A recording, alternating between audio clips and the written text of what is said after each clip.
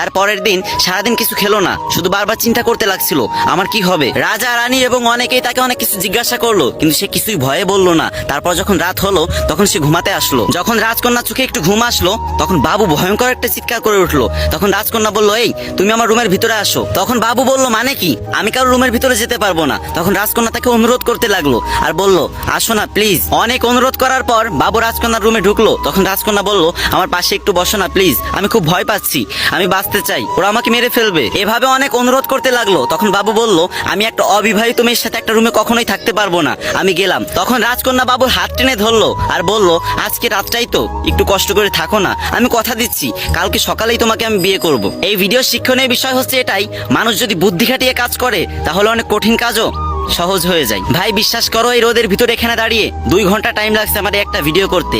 কয়েক সেকেন্ড সময় নিয়ে কয়েকটা কপি লিঙ্ক আর একটা কমেন্ট করে যাইবা, জোর করতেছি না। যদি